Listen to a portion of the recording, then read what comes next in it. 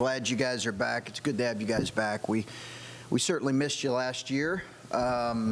Missed you in person last year. We really did. Believe it or not, as crazy as that sounds, a coach, to say we missed you. All that you guys bring to a game night, good and bad. We missed it. So glad you're here. Been an interesting summer for sure, and one that is, I think, overall the most unique we've had, just because of our team. We didn't really know what our team was going to look like for the bulk of the summer, and that's normal. It's not always normal, but it was normal this year with the change in the NBA draft deadline, everything being backed up a month, having a couple guys that are obviously were really key players for us that were going through that process. As well as we had a couple guys in USA basketball. We've had some normal kind of end of the year injuries that where guys had surgeries that they had to recover from, and then a few more things that I won't get specific with that have limited some guys. So it's really been a unique summer. I think it's going to make a real priority for us to have a great fall here moving forward. But it's been great to finally get our group together. It's been really, really exciting to get our team together here really since July. We've had the team intact minus one player. So it's been really exciting. It's been great working with them. We have this week is our final week, and then they'll go back home for a few weeks. So again, fall will be really important. I will say make one announcement. Kalen Etzler, we're going to redshirt Kalen Etzler this year. So the young man has had a great conversation. I think it's something he's looking forward to, as is his family, and looking forward to his development moving forward. So I'll let you guys ask questions here, and we'll talk a little more about the summer. Adam, go ahead and get started with the bounce around. Like you said, you didn't know your team until July. You got all that time to try and make plans for the future. What were you able to plan for while you were waiting on decisions? And then once you said kind of know your team now, what are you able to start figuring out as you look ahead to the fall? Yeah, we couldn't do a whole lot, to be honest with you, Adam. We because we had some guys that were still hampered by a few injuries, and then those guys being out. What we did is a lot of individual one-on-one skill work, which we didn't get to a whole lot of team stuff here until July, which is a little bit later than we normally would. But again, that was a process with EJ and Dwayne that we were going to see that through, and we supported them seeing that through. That is something they both wanted to do. Their families both wanted to do it. We fully supported it. We were gonna let them see that through. And they, by no means did they hold our summer hostage. It's just it was that combination along with USA basketball just made it a unique summer. When you talk about that, having to use that time for more individual work and skill work and things like that, that's stuff you didn't get as much of last year. So maybe for some of the guys that are maybe going into their second year or third year, how important was that to get some of that time that maybe they missed out on? Yeah, no, that's really important. I think one of the things you look at a guy like I think guys have really gotten better every year they've been here, and a big part of that, we believe, is the development in the summer. You look at like Andre Wesson, his numbers, they're inarguable how much better he got, and he deserves a ton of credit for that. The shooting element in our program, it's inarguable. Guys shoot it better from one year to the next. And their efficiency improves, and that's, I think, in large part because of our summer development program. It's been really good. Dwayne, I'm excited about what this week could potentially be for him. The young man was a good player coming out of high school. Ryan Peden did a great job recruiting him. He was a 3-star, but he just kept getting better. And we thought if he did decide to return, I think he'd take another step forward. So the summer's been really important in just specific skill development and trying to determine what each guy needs. Clay. Hey, Clay. Saw Jared the Sullins here yesterday. I think he's taken a somewhat serious interest in coaching, wants to be in college or pro. I don't know if you've had discussion, wants to coach the big men here at some Yeah. point. What would be your advice? I don't know if you've had interaction with him and what he needs to do to be a bona fide college assistant coach. Well, if he's thinking about going into coaching, I'd ask him to reconsider. I'm kidding. Jared is tremendous. Yeah, Jared's tremendous. I think that he's got a tremendous, as we knew, Jared wants to continue playing for a little while longer, I understand. And then in college, the unique thing is he's got to finish his degree here. But he brings a wealth of knowledge, a great feel for the game. And it's been fun watching him. I think he took over for Scooney, 3 years ago maybe?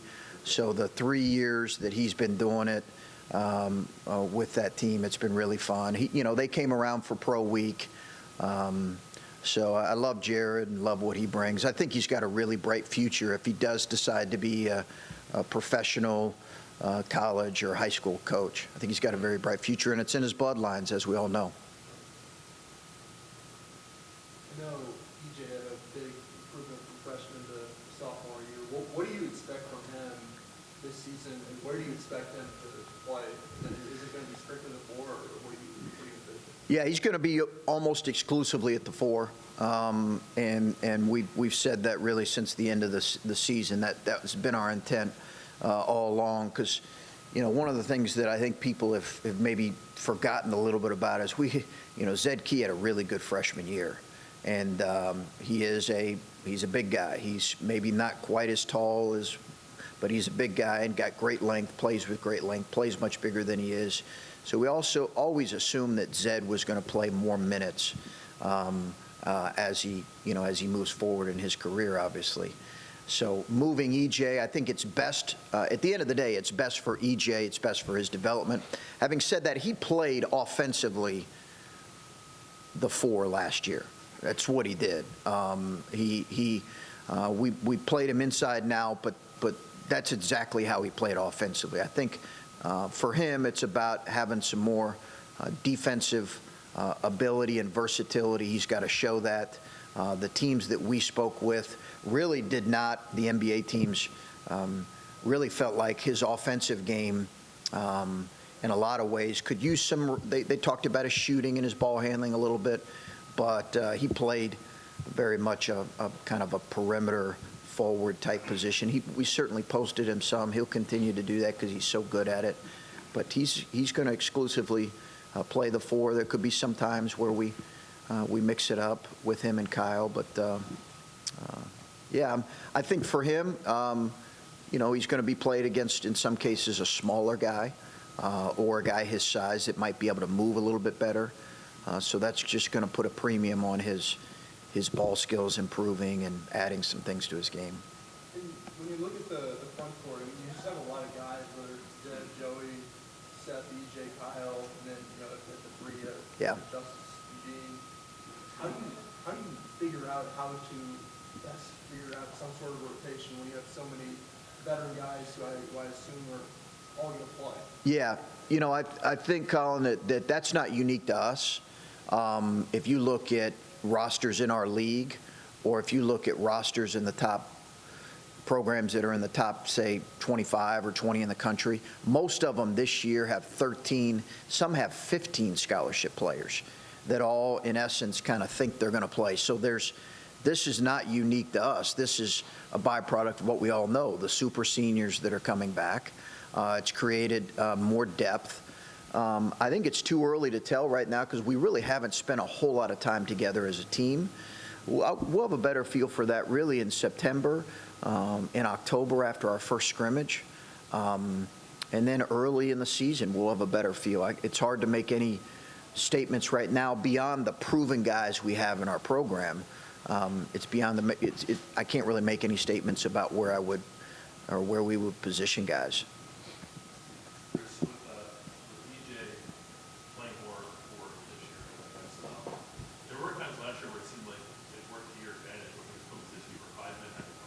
Yeah. How do you maybe balance what's best for him and what's best for you guys for efficiency?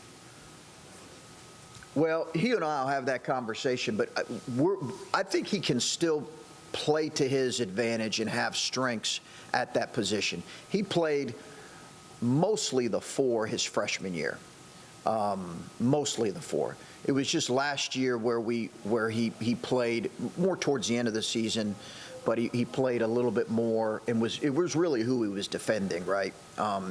So I think there will be times where he'll be able to guard a 4, but I think he'll be played by a 5 some, which will still give him a real advantage. But I think whether he's guarded by a 4 or a 5, I think in EJ's case, he's got to find a way to utilize his advantage in whatever matchup that is. And you're right. It's one of the things last year he really benefited from, because I think he had a advantage going into almost every game. He just was an impossible guard.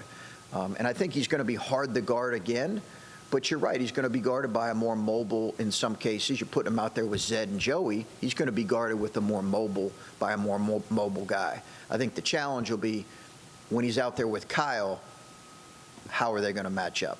That could be something we look at.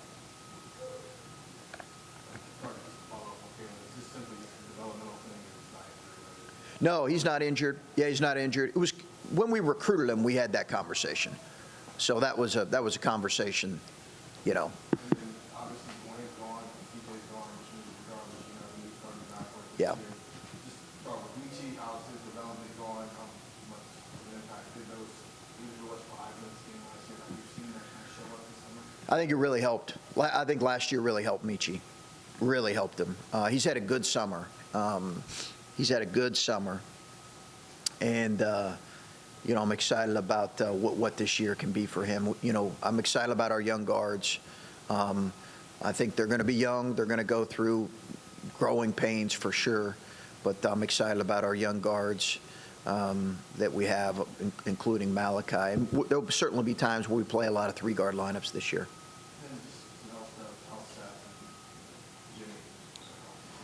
Yeah, they really have been out most of the summer just with dealing with surgery and some other things with health-related things. Nothing significant with Seth. They're just now getting back to where they're fully cleared. But obviously Jimmy had a pretty significant surgery there on his shoulder. Chris, I know there's going to be, like you said, growing pains with freshmen, but just looking at the type of impact guy Malachi can be, maybe just the offseason that he's had to, just how great you think that's going to be, considering you lose Dwayne. Yeah, really excited about Malachi. I'm really excited about his growth and his future moving forward. He's young, he's young for his class, and he's still got a young frame. You can tell he's got to get stronger. He's got to get more physical. I think his leg strength, his upper body strength, all that has to take steps forward. But he's such a tremendous kid, and he's got really good size and length. His wingspan's about 6'9" at 6'4". His ball skills have continued to grow and improve. In high school, he kind of played all over, really, for their team. He'll play more of, either guard, wing spot here primarily, but really excited about what he can be. I think he'll look like a freshman at times, and then he'll look like a guy who's, has a tremendous future at times. That's the natural development for young players. Chris, going back to EJ, a couple people I've talked to about it, especially looking forward to that experience. You mentioned his handles, and you brought that up. How much is that a focus for you guys? And going back to those questions, kind of what you need him to do, but what he needs to develop if he wants to play at the next level. Do you guys want him to focus on that, or does he need to continue to be more of a post? Yeah, for EJ, the feedback we got from NBA teams was really the two things they hit on the most was consistent shooting, defensive versatility. The ball handling piece was kind of third in their mind, or at least from the people we talked to. So I think that's an important skill for him to continue to grow in and improve in. But the other two areas, I think, for his development are most important in most of the NBA teams we talked about. I think it's those three things, really. He's probably got to continue to improve his body, but shooting, defensive versatility, and then ball handling. With Wayne gone, the impact Cedric can have. I mean, we've seen his numbers, we've seen what he's done against Baylor. Yeah. What did you guys like about him that made him like that actor? Well, we didn't, even though he came in after Dwayne, it's not like we brought him in as, quote unquote, the replacement for Dwayne. I think Cedric's going to have to figure out this level and the challenges at this level, all of those things. But I do think that he's got a real ability to make shots. He's proven that throughout his career. And I think when you look at what he's done and what he particularly did last year against high-level competition, we just felt like it, particularly kind of at the 1-2, the ball handling positions, we could use. We needed another guard. So we'll see. I'm excited. He's graduating, so he's not here. He's graduating. He'll be here once he graduates. Chris, are you watching with interest this talk of realignment, conference realignment? Do you have any suggestions for your conference? Would they listen to my suggestion, Clay? Maybe. Okay. This is the place probably to give it then with all the cameras here. Okay, I hope Kevin Warden's watching.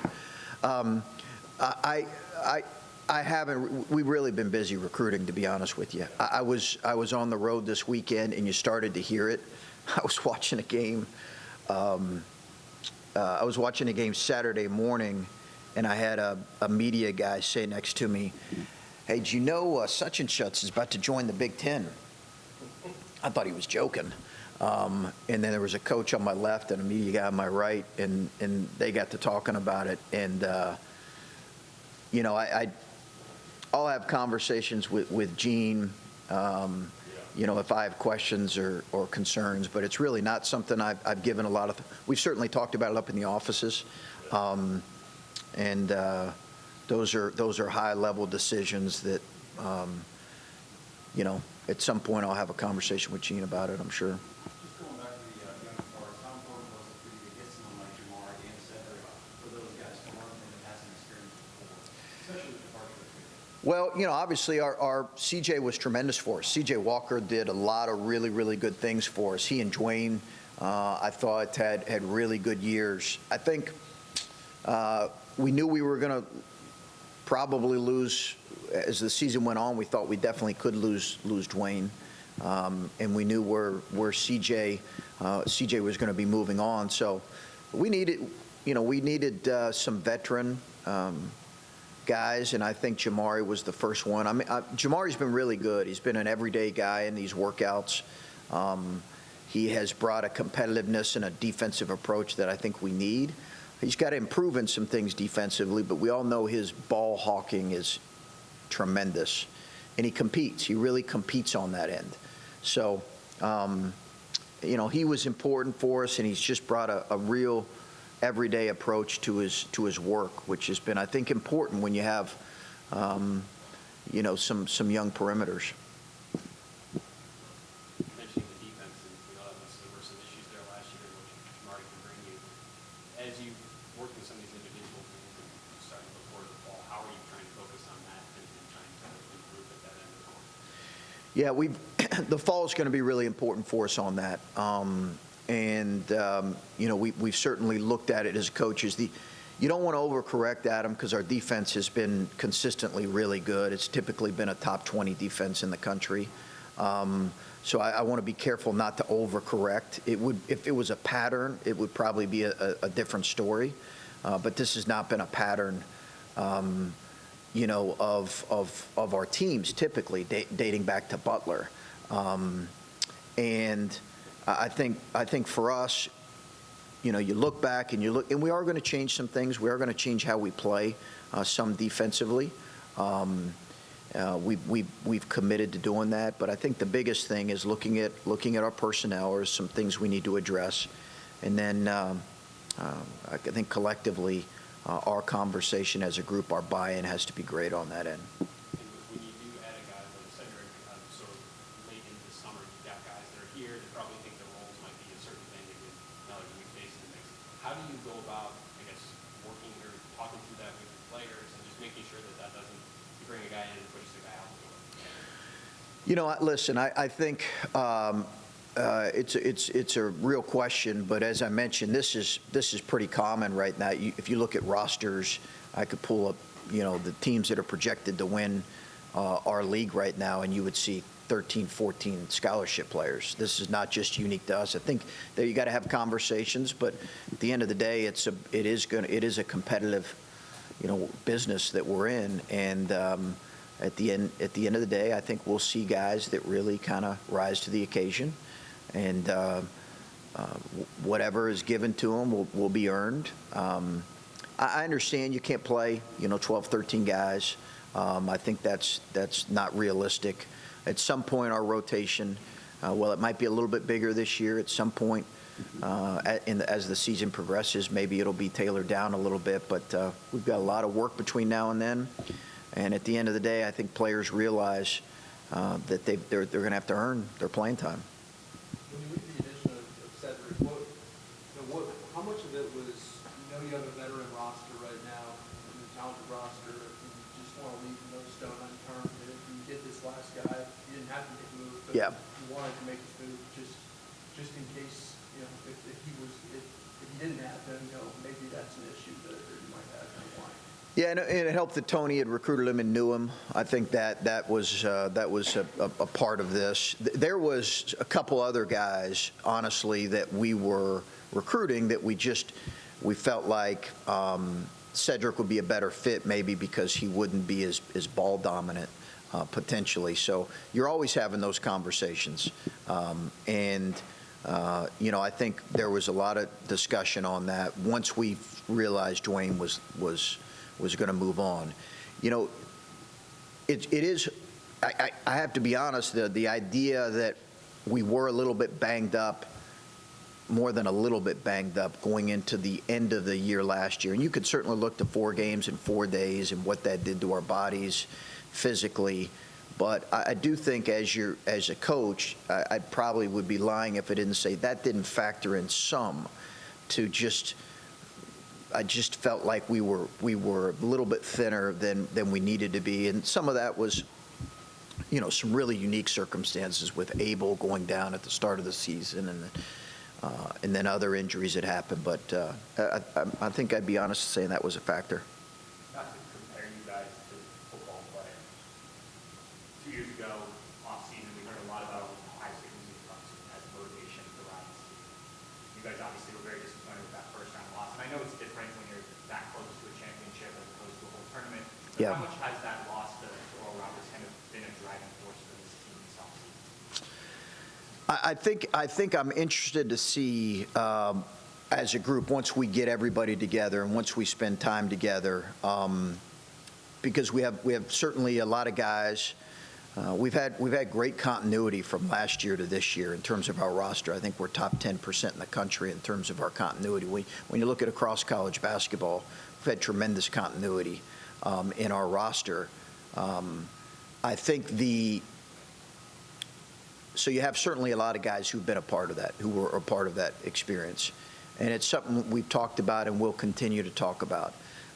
As I said, you have to lean into extreme disappointment in life and let it hopefully use it. So I'm anxious to see for us moving forward kind of what that whole moment means for us as a group. I think for us, we've had 3 postseason NCAA tournament opportunities because of the COVID year in our 4 years, and 2 of the 3 years where we probably weren't predicted to go to the tournament, we performed really well. We didn't last year, and I'm anxious to see how we use that moving forward. This is a team that externally at least has some pretty high expectations. Do you lean into that as well? Do you talk to the guys about what is being said? I mean, obviously they hear things, but how much do you, when you have a team that's a preseason top 15 or whatever you guys end up being, how much do you talk about that, address handling expectations with guys that maybe haven't had to do this at this level? I mean, we just haven't seen a team like this over the years. Yeah. Listen, I think that those conversations may come, but I think we're a far ways away from that. And you've heard me talk about this idea of just staying in the moment every day. You know, it's Bob Gibson's line, the most important pitch is strike one. I just think that's where we're at right now. It is the idea of just what's next. Let's make sure that next thing we're doing as well as we can. We'll get to that at some point, but I think we're a long ways away from that. I'm sure this is because of the super seniors. I don't think our Sweet 16 team a couple years ago, I think had five maybe. I think that our Sweet 16 team had maybe 5. That would have been the most. That was in 17, 18 or whatever that was, 16, 17. So this would be the most. So, I mean, you talked about getting old quick a lot. So, you don't have to get old quick, you already kind of are old. Yeah. What's the benefit there? You literally got 8 guys on this roster, or seniors, redshirt seniors, and graduates. Yeah, I think old matters. When I said that initially, what I really meant was, I think old matters. It does matter. I think it really does help too if you're old and experienced together. I think that really helps your team. You look at Baylor this year; they were old. You look at a lot of teams, but again, that doesn't mean that we're always going to have young players. We're always going to play young players. We won't ever have another roster like this, ever. There will never be a time where we have another roster like the one we have right now. It's a blend of a lot of, we were already going to be pretty old, and then you have a guy like Kyle Young who, come on, Kyle, you're a pretty special player, man. Like, last thing I'm doing is saying, no, I think, Kyle, maybe there's a better, no, come on back, Kyle. We missed you. So we'll never have another roster like this. Yeah, I don't know if I was shocked because Kyle loved. Listen, and the same is true with Dwayne, even though Dwayne has left. But legacy matters. It mattered to EJ in his decision, and it matters to Kyle. And again, it mattered to Dwayne too. Dwayne just made a decision that I think was a solid decision. But legacy in their decisions really mattered, in both EJ and Kyle's decision. It mattered. So when you hear guys talk about, hey, I want to go out and be able to leave an imprint and be remembered for doing something significant and playing a specific way and accomplishing something, I'm not saying that that's a rarity with today's athlete, but it's not always common. And for those two guys, I do think it was a factor in both their decisions. Kyle, do you consider load management and all now that you have a little more depth in the front court? Yeah. You'd like to have him at the end of the year, too. Yeah. You can stretch those minutes out a little bit now. Yeah. Boy, I hope he can avoid elbows. That would be tremendous if he could see some of those coming. We did it last year, Bill, with him. We did practice. We had a whole plan in place for him because of his legs. His legs actually are feeling the best they've felt, really, in a couple years. So I do think we could, he's never played more than 25 minutes. So I do think we could, to make sure that he is ready at the end of the year, I do think we could utilize the idea of just watching his minutes throughout the year. And whether that's load management or looking at his practice habits, he's going to do everything you ask him to, so we've really tried to manage that. We'll continue to do that. Is it easier to care about your legacy if you can make some money off your name? Sure. Yeah. Was that a factor? he could answer for it, but I think so. I just mean in general, I mean, can you see that, how that, for some guys moving forward? Sure. Yeah, I think it's, it doesn't mean that one trumps the other in their minds. They're the only ones that can tell you that. But I think the idea that they get to take advantage and actually profit off their own name or image or likeness is going to really benefit and make it potentially a tougher decision for certain kids. Guys that maybe are in a specific category of potentially being drafted or not being drafted.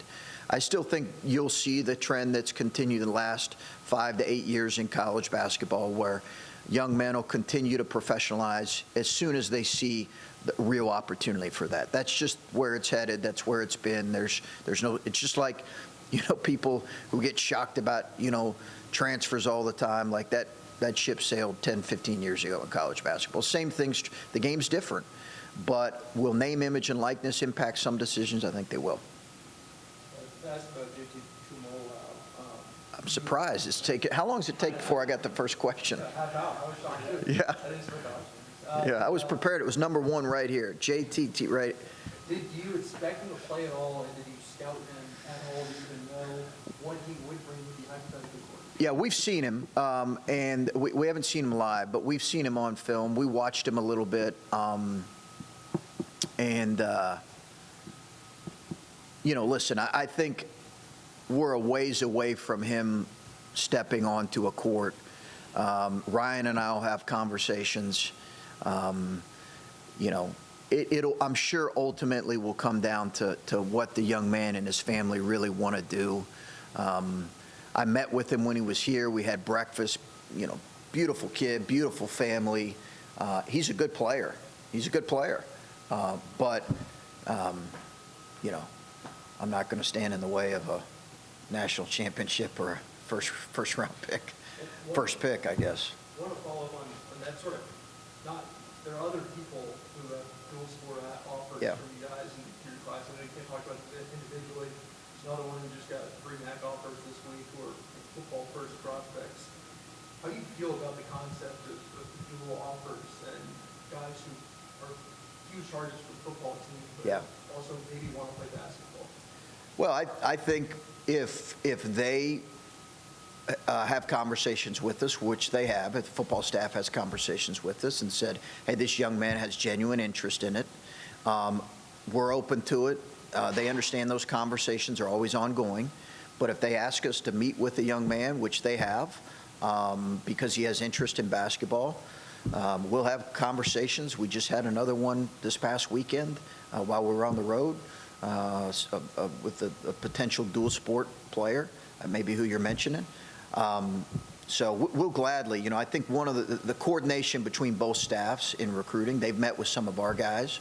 We don't have any dual sport players over there, but they've met with our guys on occasion. There's great coordination between both staffs. We love them. Ryan and I will be talking specifically about JT's situation, I'm sure, as we get closer to it and decide what's best for him. You didn't make a pretty easy tight end. Yeah, that's not happening.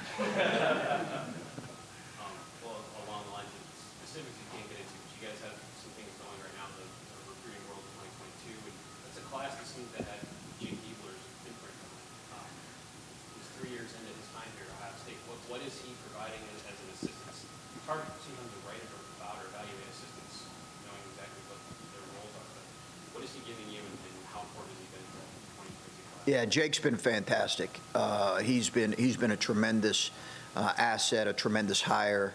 When I hired him, I really was talking through. He had went through a really challenging situation at Vandy, where they didn't win an SEC game, and I thought it spoke a lot about him during that whole process, just how he handled the whole interview process. In a really good way. He's been phenomenal, tremendous work ethic. I think with Ryan Peden and Jake and Tony, I really believe this is a tremendous staff, a high-level staff. really excited about the addition of Tony. But yeah, we have what I think is a potential class, and keep your Twitter fingers handy in the next couple of days. I think we have a potential class that is one that you've kind of worked towards building, and I'm really excited about really the last couple years. We just haven't brought in quite the numbers because we haven't needed to.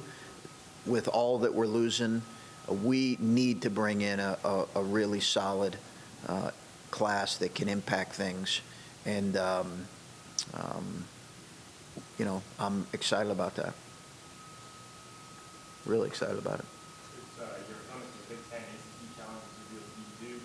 What's it going to mean to you to be able to host Duke here at the shot? Wallace also coached baseball once retired. Yeah, I heard that.